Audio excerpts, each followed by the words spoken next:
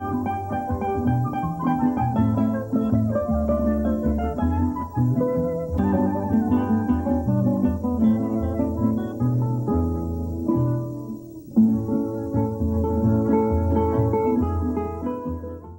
bienvenidos a su canal Coro 500 Historia. El día de hoy hablaremos sobre la formación de los primeros pueblos de Coro. Al hablar sobre el origen de Coro, muchos pensarán que ya se ha dicho todo. Basta con buscar en internet y aparecerá todo tipo de información al respecto. No obstante, hay un detalle que vale la pena destacar y que va más allá de la llegada de los europeos y de sus límites geográficos, que tiene que ver con los pueblos originarios que existían antes del surgimiento de la ciudad y los que posteriormente se formaron, lo cual le dio un carácter diferencial a Coro en comparación con los otros ejes del país y que por supuesto vale la pena destacar. A propósito, de la mano del arqueólogo Camilo Morón y de la historiadora Elina Lovera, nos adentraremos en este aspecto fundamental sobre el origen de Coro. Acompáñenos. En el territorio que hoy es el estado Falcón, estaba habitado antes de la llegada de los europeos por los pueblos originarios de toda América. Aquí estaban los caquetíos, los ajaguas, los achaguas, los ayamanes, los girajaras. Todos ellos estaban ubicados en lo que es el territorio que hoy forma el estado Falcón. Los caquetíos estaban ubicados especialmente en la costa de lo que hoy es el estado Falcón, y los girajaras y ajaguas más hacia la sierra del estado Falcón, hacia la sierra de San Luis, mientras que los ajaguas estaban ubicados más o menos en lo que hoy es el pueblo de Pedregal, de Pecaya, y los ayamanes en lo que es Churuguara hoy en día, los girajaras en la sierra de San Luis y en lo que hoy es el pueblo de San Luis.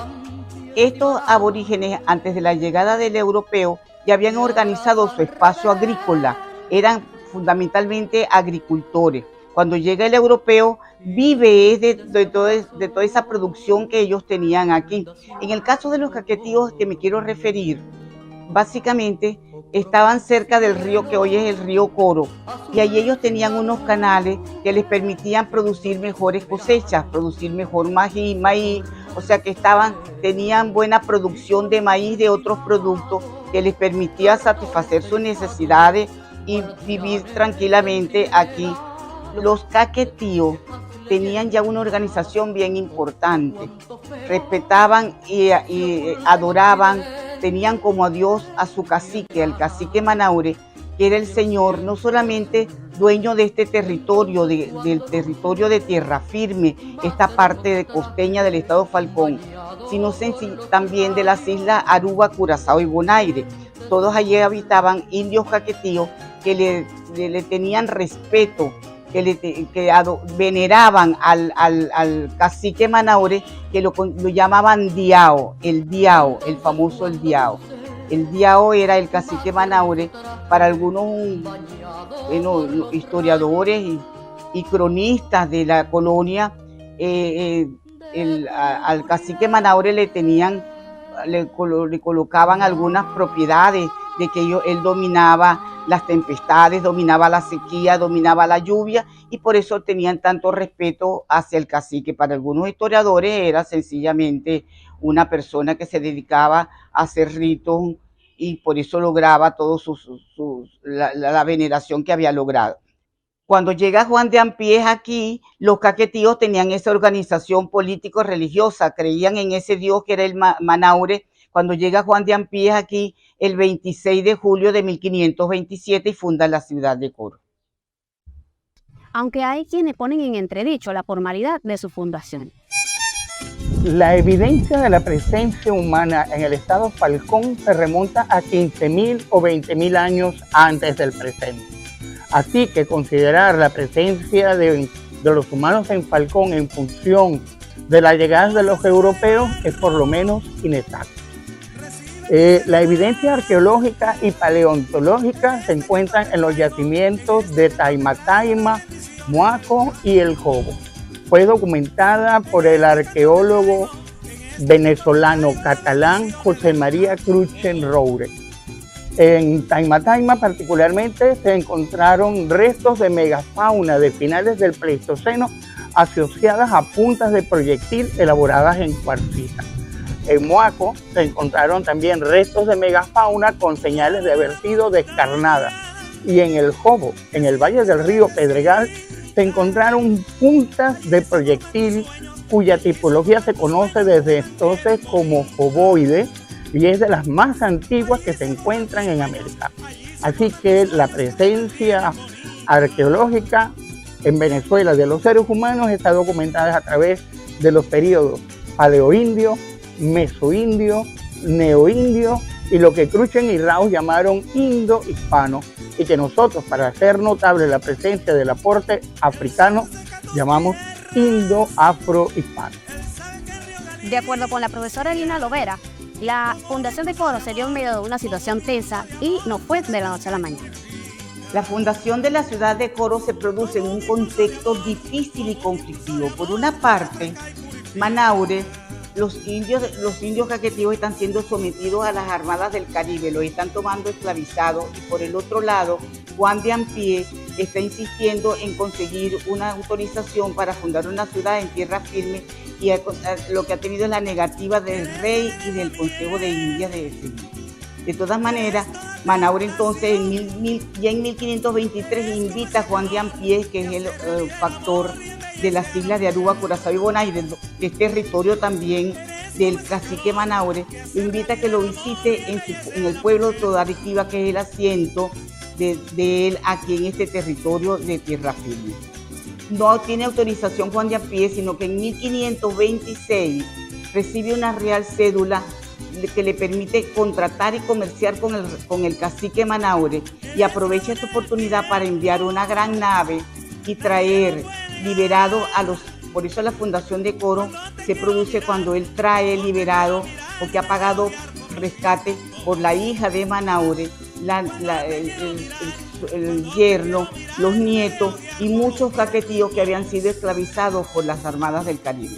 Allí se produce entonces la fundación de la ciudad, cuando trae Juan de Ampie españoles para que convivan con los caquetíos y los enseñen a granjería y los enseñen a producir y a cultivar. Se funda un pueblo estable en una aldea caquetía llamada Coro, que ya existía, y ahí existían una aldea de indios caquetíos, y allí se funda el pueblo estable que funda Juan de Ampie, que luego es el asiento de la ciudad de Coro. El asentamiento de Coro fue fundamental para la organización territorial de Venezuela, ya que abrió el camino para el surgimiento de nuevas ciudades en el país.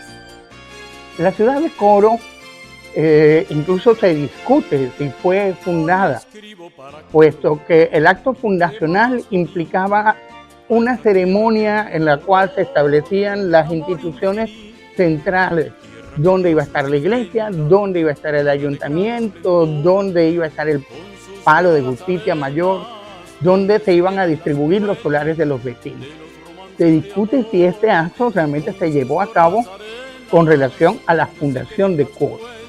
Por eso, historiadores como Guillermo Morón dicen que Coro fue fundada de facto. Que más allá de la ceremonia o no, tenemos un hecho real. El encuentro entre españoles y caquetíos en una llanura que entonces recibía el nombre de Curiana. Curiana se discute si significaba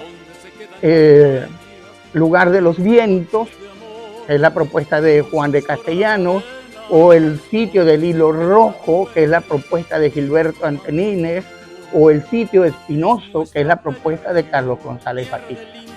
Sea como fuere, debemos recordar que en la llanura coriana pasan los vientos alisios. Así que el nombre de lugar ventoso, lugar de los vientos, es un nombre que parece corresponderse tanto con los datos históricos como con la geografía. El acto fundacional en sí, ese encuentro, está descrito en los documentos y en las tempranas crónicas venezolanas. Se trata posiblemente de uno de los contados fundamentos de una ciudad en términos pacíficos entre españoles e indígenas americanos. De hecho, Juan de Castellanos refiere que en las ceremonias del encuentro entre Juan de Ampie y Manaure se hicieron correr los caballos en homenaje a Manaure. Eso es algo que solamente se encuentra muy singularmente referido a la historia de la ciudad de Santa Ana de Coro. Por lo que su primer nombre, el nombre aborigen, es Curiana, que como ya hemos dicho, tiene muchas interpretaciones. Santa Ana de Coro es por el patronímico de Santa Ana, conocida en los evangelios apócrifos como la Madre de la Virgen María, con Joaquín, que es el padre de la Virgen. Y esos actos pues comprendían un acto religioso, fundamentalmente, pero también un acto económico y un acto político. Así que desde ese primer encuentro entre caquetillos y españoles, Santa Ana de Coro va a constituir una cabeza de playa, un puente entre ambas culturas. Así que ya es una ciudad establecida desde el momento mismo de su discutida fundación. Desde la ciudad de Coro, por una parte se organiza la provincia de Venezuela o gobernación de Venezuela, y entonces desde allí se sale a la fundación de ciudades. La primera ciudad es el Tocuyo, que luego también se convierte en una ciudad fundadora, y desde allí se funda la ciudad. Ya se funda la ciudad del Tocuyo en 1545, la ciudad de Valencia, la ciudad de Trujillo, la ciudad de Caracas, la ciudad de Carora. Y entonces se va estructurando el territorio de la provincia de Venezuela, que luego sería una parte importante de lo que hoy es la República de Venezuela. Pero conjuntamente con la construcción y estructuración de esa provincia, se van formando también los pueblos, que ya veremos nosotros cuáles son esos pueblos. Esta provincia de Venezuela llega hasta Trujillo, en los Andes de Venezuela, hacia el sur, y tiene un territorio bien extendido, desde al este el río Yaracuy, al oeste el río Palmar, hoy el río Cocuiza, que ese territorio hoy en día forma parte de lo que es el estado Falcón, es el territorio que ocupa hoy el estado Falcón. No obstante, pese a la importancia de Coro en la organización territorial del país y pese a ser la primera ciudad constituida, sufrió los estragos de la sequía, del abandono gubernamental y hasta de los piratas que existían en la época colonial, lo que conllevó al desplazamiento poblacional hacia el centro del país y posteriormente al traslado de la capital hacia Caracas. El proceso de conquista y poblamiento de Venezuela comprende tres ejes. Uno es el eje andino, otro es el eje que desde tierra firme, desde Coro, otro desde los valles centrales, Caracas y Valencia, y el otro el oriente del país. Luego de la fundación, ya hemos dicho, discutible en términos de la ceremonia y de la figura institucional establecida por los convenios entre el factor Juan de Ampie y la corona española de Santa Ana de Coro, la segunda ciudad es la del Tocuyo, pero ya esa se hace en la administración de los Belsa, y es un eje que partiendo de Coro se remonta hasta Lara, y desde Lara se adentra en los llanos y desde allí hasta los Andes. Pero dicho de manera sintética, tenemos estos cuatro ejes para lo que se comprende como la conquista y poblamiento de Venezuela. El eje que parte desde Coro, el eje que se remonta a través de los Andes, el eje de los valles centrales y el eje del oriente del país. Cada uno de ellos va a generar unos centros poblados y una distribución político-territorial que fueron llamadas las provincias de Venezuela. Entonces se fue estructurando ese territorio, pero llegó un momento en que las obras de riego, los indios caquetíos habían establecido en el río Coro, que habían mantenido todo el tiempo la ciudad, fueron descuidadas por los alemanes, que no le prestaron atención al poblado ni al crecimiento urbano de la ciudad. Esto trajo como consecuencia gran pobreza en la ciudad de Coro, porque las obras de riego fueron descuidadas. Esas obras de riego que habían construido los indígenas caquetíos, pero los indígenas caquetíos, a pesar de tener una real cédula de que que tenían que ser libres y no podían ser encomendados ni esclavizados, fueron sometidos al rancheo, lo buscaban en las viviendas y provocaban así la gran esclavitud de los indios caquetíos, y luego los llevaban a grandes expediciones que realizaban los Bélsares, Ambrosio Alfinger y todos los alemanes que llegaron aquí como gobernadores de esa provincia de Venezuela. La ciudad de Coro entonces fue desabastecida. La ciudad de Coro tuvo problemas hasta de despoblación y entonces se va fundando el Tocuyo, que tiene ciudades que tenían un sistema, un ambiente más fértil, y eran más fértiles que la propia ciudad de Coro, y se fue trasladando la dirección política, la jefatura política, y entonces ya cuando se funda Caracas en 1567, ya a los 10 años, el gobernador de aquí de la provincia de Venezuela, Pimentel, decide trasladar la capital sin ninguna orden a Caracas, que era una ciudad con mejores condiciones climáticas y mejores condiciones para la agricultura.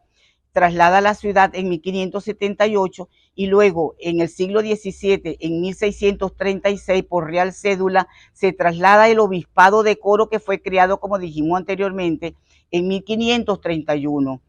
Es trasladado también a Caracas y la única argumentación era que tenía poco abrigo. La ciudad de Coro había sido sometida a grandes estragos por la cantidad de piratas que habían llegado a la ciudad, que habían causado grandes situaciones, habían hasta quemado la ciudad de Coro. De manera que ante esta situación trasladan tanto la capital de la provincia y la trasladan a Caracas como la sede del obispado, que era el primer obispado de Sudamérica y era el obispado de Coro. Por una Real Cédula trasladan el obispado, que fue creado por una bula papal de Clemente VII. Y es así como Coro pierde esa capitalidad desde el punto de vista político y religioso. Aunque Coro dejó de ser capital, siguió poblándose y organizó tanto su jurisdicción como la del Estado Falcón. Ese territorio se estructuró desde el siglo XVI. Se organizó el territorio con los pueblos de indios caquetíos. Para Pedro Manuel Arcaya, lo que fue los pueblos de Santana, Morú y Cumarebo, lo fundó el obispo Rodrigo de Bastida en 1536. Los otros pueblos como Capatárida, Borojó, Sazárida, Mitare, los fundó el obispo Osorio en 1589. Lo dice Oviedo Ibáñez. De todas maneras, todos estos pueblos de caquetío estaban ubicados en la costa y resguardaban la ciudad. Pero a diferencia de estos pueblos caquetíos, los pueblos de la sierra tuvieron un proceso más tardío. Así San Luis, Pecaya, Pedregal, Mapiare, tuvieron un proceso cuando ya se convierten las encomiendas en pueblos de doctrina, porque las encomiendas aquí se establecieron en los indígenas de los Irajaras y en los Ajaguas. Los Irajaras en la sierra de San Luis y los Ajaguas en la parte de Pecaya, de Pedregal, y se formaron las encomiendas que luego dieron un origen a pueblos. Entonces así tenemos que a finales del siglo XVII, XVIII encontramos ya pueblos con cierta individualidad, como San Luis del Cariagua, como Mapiare, como Santa Lucía, como Pedregal, como Pecaya, que ya eran productos de las encomiendas. Allí se dio, sobre todo en Pecaya y en Pedregal, una encomienda en hilado, que era bien importante porque tenían que pagar el tributo. Ya fueron, entonces, desde finales del siglo XVII, principios del XVIII, fueron pueblos de demorado. Tenían que pagar tributos directamente al rey y no al encomendero, porque toda esta zona de la sierra se llamaba precisamente, estaba a cargo de un encomendero, y era precisamente la encomienda. Los encomenderos cobraban tributo. Había un personaje que era el que iba a cobrar el tributo, que era precisamente el personaje bien importante de la sierra. Entonces formaron todo un espacio donde ellos pagaban el tributo al rey. De todas maneras, también hubo pueblos formados por pueblos como haciendas y hatos, como fue el caso de Cabure, de Dabajuro, de Urumaco, que eran hatos y haciendas y dieron origen a pueblos. También tenemos otros pueblos formados por el puerto, como el puerto de La Vela, que se formó a partir de un sitio portuario que era parte de la ciudad, y no va a ser sino a finales del siglo XVIII que logra cierta autonomía cuando adquiere cierta atención, le colocan las instalaciones portuarias y el rey de España lo atiende, construye el fortín de San Pedro, construye la aduana y encontramos entonces nosotros que el puerto a finales del siglo XVIII, 1780, tiene un desarrollo importante que lo ubican como Puerto Real de la Vela de Coro por el gran auge que tiene económicamente. Si bien coincidimos en que Coro fue la primera capital de lo que luego sería la provincia de Venezuela y deviniendo el tiempo la República de Venezuela, las causas por las cuales no conservan esa primacía son múltiples. La primera, y está señalada en varios documentos del siglo XVI, eran las condiciones rudas, arduas, del mismo medio. Paradójicamente, se decía que Coro fue fundada en un pantano. De hecho, en Falcón hay lugares que se conocen como Pantano Arriba, Pantano Centro, Pantano Abajo, y tiene que ver con ese carácter de ser ciénagas estacionales. Todavía en la actualidad esas zonas tienden a anegarse en el periodo de lluvia, por lo que varios de los funcionarios comentaban que eran condiciones insalubres. Por otro lado, la sequedad. Pero las principales razones por las cuales Coro no va a seguir siendo la capital es porque el desplazamiento de los ejes poblacionales en la conquista y poblamiento de Venezuela se van a desplazar hacia el centro del país, hacia los valles centrales, hacia la cuenca del lago de Valencia, hacia el valle de Caracas. Por otro lado, Caracas ofrecía una muralla natural, la cordillera del Guaraíra Repano, del Cerro del Ávila, como una especie de muro de contención contra el ataque de los piratas, filibusteros y corsarios que acosaron el Caribe desde el siglo XVI hasta el siglo XVII-XVIII. A esto hay que sumar las bondades del clima de Caracas. Y progresivamente los coreanos van a ver cómo el eje del poder político y del poder económico y del poder religioso se va a trasladar progresivamente desde Coro hasta Caracas. Sin embargo, es oportuno señalar que a pesar de las adversidades y las dificultades por las que pudo pasar la ciudad de Santa Ana de Coro desde su fundación, se mantuvo en el tiempo. Siguió siendo un eje de poblamiento y de cultura en el sentido de la educación, de la formación, para lo que luego habría de constituirse en la República de Venezuela. En este sentido, Coro pasó a ser un eje cultural por excelencia hasta la actualidad, ya que su formación partió del mestizaje europeo y africano con el de los pueblos originarios. Desde el siglo XVI, aquí en lo que es el territorio de la ciudad de Coro, existió una población de esclavos que venían libres desde las islas de Curazao y se establecían, el cabildo los establecía cercano a la ciudad. Eso es el origen de los pueblos de La Chapa, de Macuquita. De todas maneras, en la Sierra de Coro también existió una mano de obra esclava bien importante que, como te digo, se instaló allí como nueva población desde el siglo XVI. Allí en la sierra estaban todavía sobre todo ubicadas las grandes moliendas y las grandes haciendas de lo que hoy es precisamente todo este territorio de la ciudad de Coro.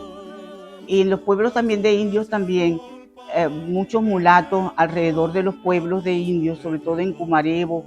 Total es que ya a finales del siglo XVIII esos pueblos que fueron de indios, a pesar de que existía toda una legislación de que no podían convivir mulatos o negros o pardos conjuntamente en los pueblos de indios, sí hubo una mezcla.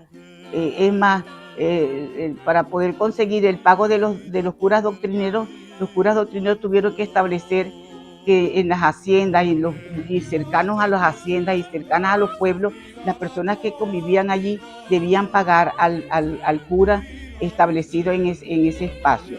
De todas maneras, nos establecía y así se dio lo que se ha llamado el sincretismo religioso-cultural.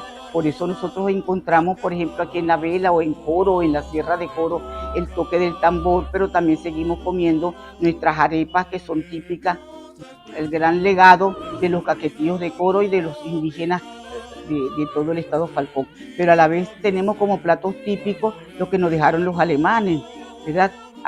El escabeche y comidas que todavía conservamos, que son prácticamente de la comida típica de aquí del estado Falcón.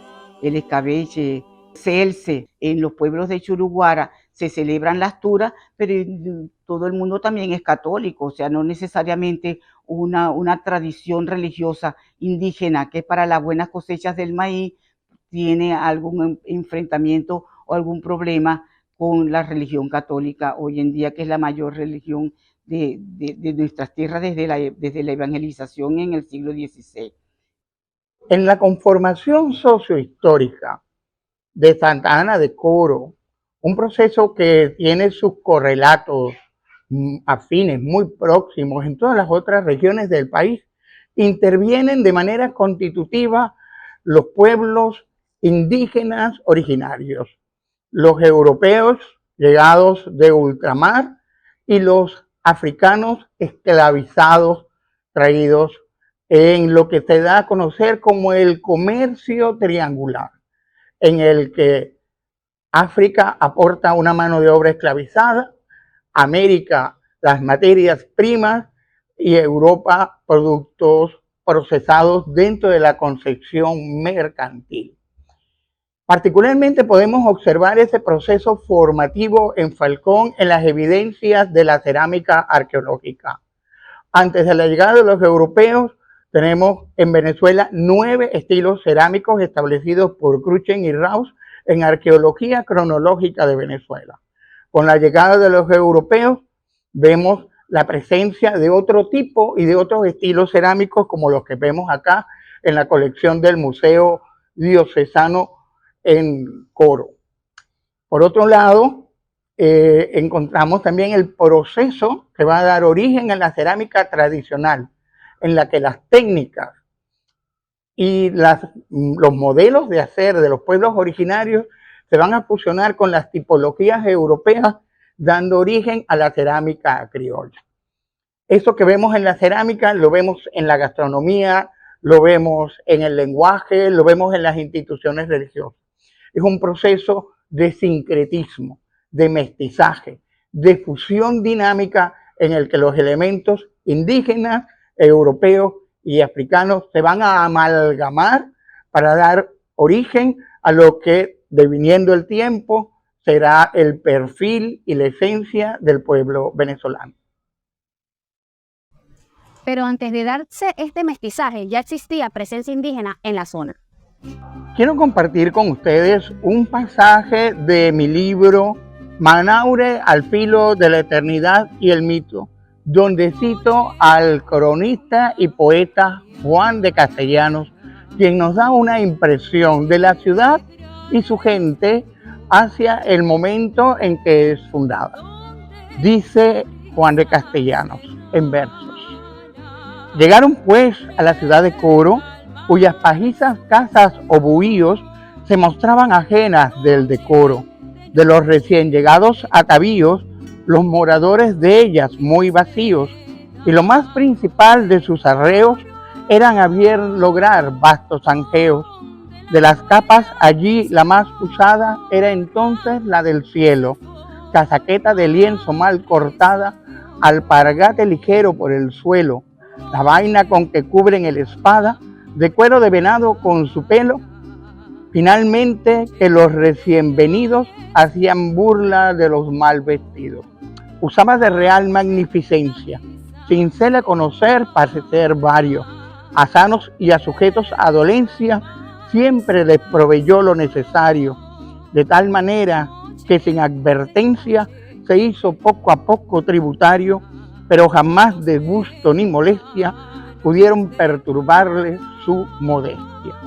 Así que vemos que en los versos de Juan de Castellanos se nos ofrece un retrato loable, admirable del Diao Manaure, principal figura político-religiosa de los taquetíos, que en ese momento de la conformación inicial de lo que va a ser la América hispana, es testigo y protagonista del encuentro entre europeos e indígenas amerindios en lo que, pasado el tiempo, va a ser la ciudad de Santa Ana de Coro, y que los coreanos de hoy en día llamamos simple y llanamente Coro. Como ven, siempre hay algo nuevo que contar y analizar sobre el origen de Coro. Y precisamente para mantener su historia en el tiempo y para preservar la importancia de los pueblos originarios, existen profesionales como el profesor Camilo Morón y la profesora Elina Lovera, con quienes tuvimos el honor de conversar el día de hoy. Gracias por acompañarnos hasta el final del programa. Los invitamos a acompañarnos en una nueva presentación de Coro 500 Historias.